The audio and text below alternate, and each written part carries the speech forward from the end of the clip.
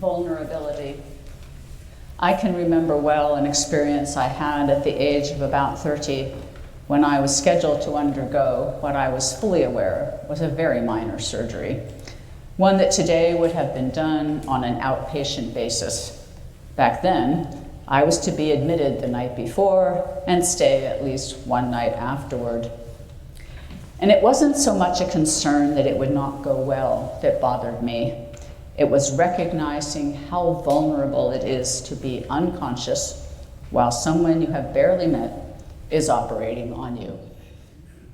How trusting one is in placing one's life in the hands of another, and how much a reminder it is of our inherent vulnerability, even when we strive so hard not to admit it, not only to ourselves, but also to others. In last week's gospel reading, we heard of Jesus and the disciples setting out in the evening to cross to the other side of the sea. I would have thought that choosing to go in the evening as the light was fading was scary enough. This would have been a darkness much more complete than we often can experience in our modern times. And yet off they go, only to encounter a fierce storm with great winds that nearly swamped the boat. To hear that they were afraid for their lives tells us how bad a storm it was. They were experienced sailors who I'm sure had weathered many storms in the past plying their trade. Yet now they are fearful for their lives and not happy that Jesus is sleeping through the whole thing. The roar of the wind, the tossing of the waves, and probably getting wet as he lies on a cushion in the stern. Interestingly, only Mark of the three gospel writers who tell this story mentions the cushion. It seems somehow worse that Jesus not only sleeps through the whole thing, but is physically comfortable as he does, increasing the contrast with the sense of panic that the disciples display. So very vulnerable in a situation in which everything is out of their control. So they waken Jesus and challenge him, "Teacher, do you not care that we perish?" He gets up, rebukes the wind and calms the sea, and then chides the disciples. "Why are you afraid? Have you no faith?" In response, they wonder at him, that the wind and sea obey him. Yet we can't help but wonder what they expected him to do or say when they woke him up. Perhaps after the healing and other miracles they had witnessed, when Jesus had helped the most vulnerable, there was a tiny grain of hope that he would somehow also save them, a tiny kernel of faith.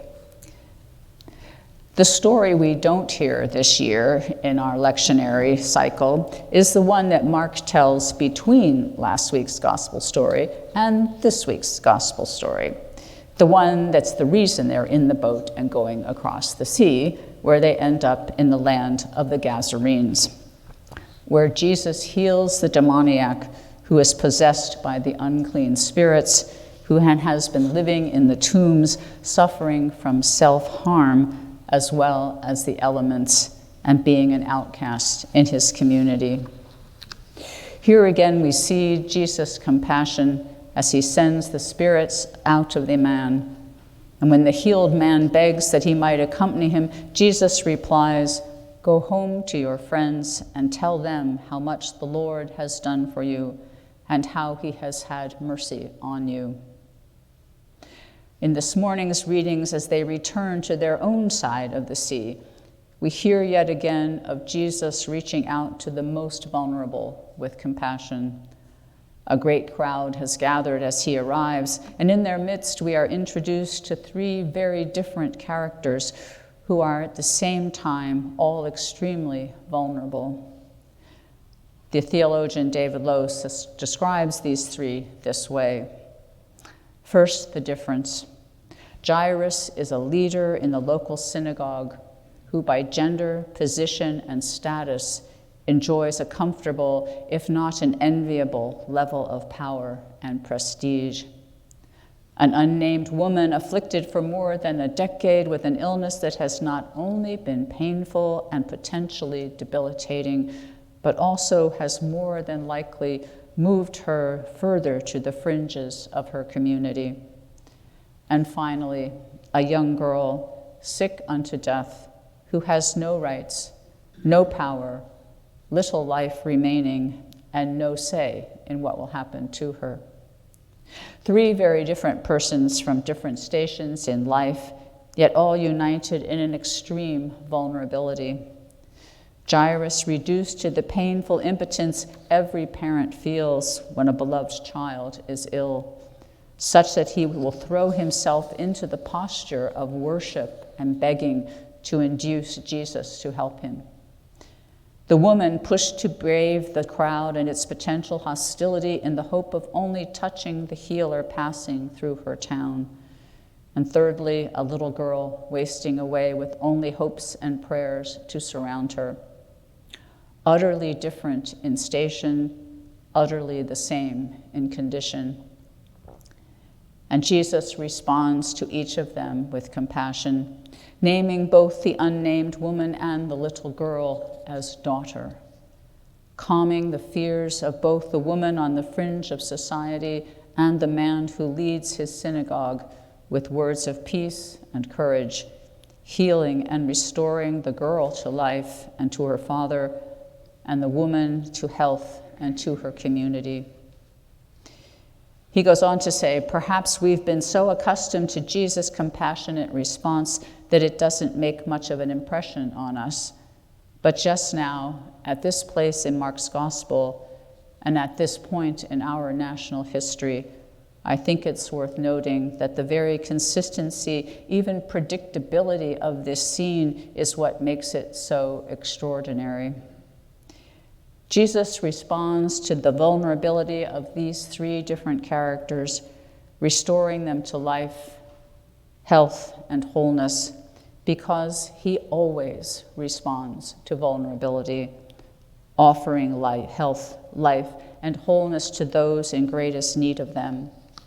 He has just crossed once again the border between two opposing lands and contrasting, even hostile cultures. His mission in both territories is the same in the land of the Gazarenes and then again at home, to seek out, heal, and restore those who are most vulnerable. A man possessed by demons on one side of the border, and these three different yet identical characters in need on the other. And that has been the consistent, if not relentless, pattern of Mark's story about Jesus. He everywhere and always notices, cares for, and responds to those who are most vulnerable. Might it be then that at the heart of these two mutually interpreting stories, and in the healings and the calming of the seas, is Jesus' promise that whatever our outward similarities and differences, whatever our circumstances, to God we are all beloved children, that we are all therefore worthy of dignity and honor, that God loves each and all of us the same. God sees everyone that God has made and calls them good, whether straight or gay, male or female, trans or non-binary, or any other way of expressing one's identity, whether Democrat, Republican, independent, or socialist, regardless of ethnicity or color of skin, a belonging to one religion or another or none.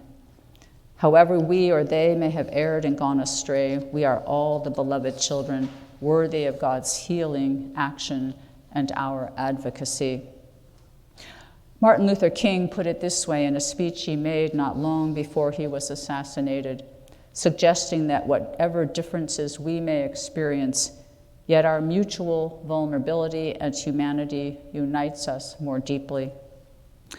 He said, "We are tied together in the single garment of destiny, caught in an inescapable network of mutuality, and whatever affects one directly affects all indirectly. For some strange reason, I can never be what I ought to be until you are what you ought to be. and you can never be what you ought to be until I am what I ought to be. This is the way God's universe is made. This is the way it is structured.